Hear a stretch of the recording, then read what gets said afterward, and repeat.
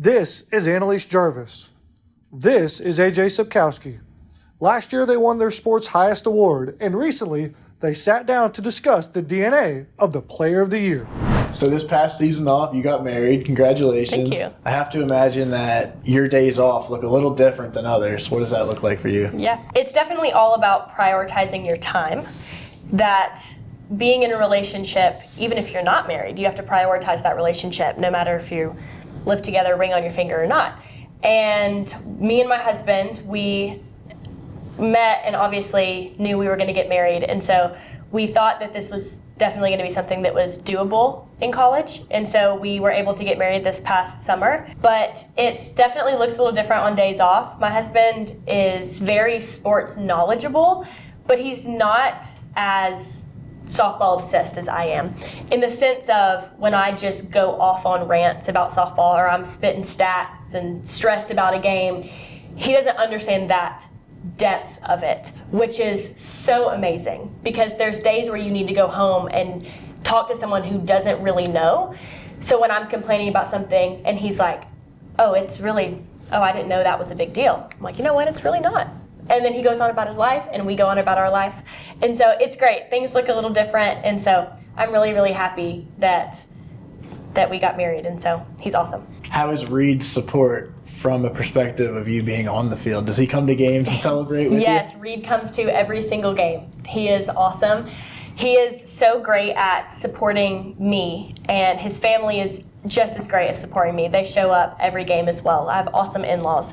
And he's really funny. He loves supporting me in very weird ways. To our first game, he wore a shirt that says "Dibs on the pitcher." He's great. He supports me out loud, and I'm really, really thankful. And you always will hear the quote, "Love shows up." And he loves me a lot, and Reed will always show up. So I'm happy to have him. So being from Tennessee, how do you stay connected with your family? My family stays connected to me as well. I call my dad every single day after practice. I live about 30 minutes from campus, so there's a 30-minute drive every day I have to make. And I will call him and tell him about practice, tell him what's going on with the team, tell him how my bullpen went. We'll talk about school, and so he gets and then I'll call my mom as well, and they both get a daily update on how life as a Grizzly is going. So that's how I stay connected, so that when they come to games, they come to as many as they can. When they come to games, that they fully understand the ins and the outs of this team. And so we talk a lot. So what does your phone look like after a good game here at GGC? Do you get blown up? When I say at least 100 notifications, that's not an exaggeration. My sweet family, my sweet in-laws specifically, love group messages. And if they're not at a game, I get like every good thing that happens, I get a text. Like this past game I played, I got a strikeout and I got a "woo, good pitch" text. I'm like, I don't see any of these until after. And I'm like, I don't know what pitch you were talking about, but I'll get text after text after text. I'm in about 10 group messages, as well as I get tagged in every Twitter and everything. So it's 50 to 100 notifications, seriously, no doubt. So there's not many of these, but games where you might not perform to how you would have liked to, how do you manage that kind of stress after the game with a lot of people reaching out? That's a really good question, actually, because I have a lot of internal pressure on myself. We've talked about that I expect myself to throw a perfect game every game. Like, I expect them not to be able to hit me, have so many strikeout numbers. And I have learned over the last 2 years, especially being a Grizzly, to rely on my team so much, and that I'm way too hard on myself. That when one really good example is I threw a perfect game at Truett McConnell last season.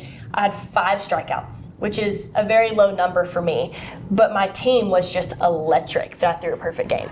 And yeah, it didn't look great for Annalise. It looked really awesome for my defense. I'm so proud of them. And they were just electric about what that was. And so, yeah, on games I don't pitch great, and I will handle with my family. They see awesomeness. They don't see what I see. And so I have to kind of step away from myself, that I see 5 strikeouts and someone else sees perfect game. I have to kind of jump into somebody else's mindset post-game.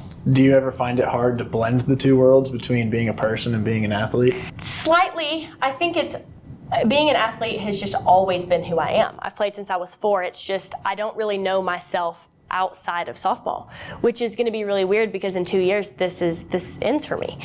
And I have really had self-realization this year, and I'm going to work on it, of course, into my senior year, that I want the whole world to know who I am as a person, because in 2 years I'm no longer an athlete, and then what?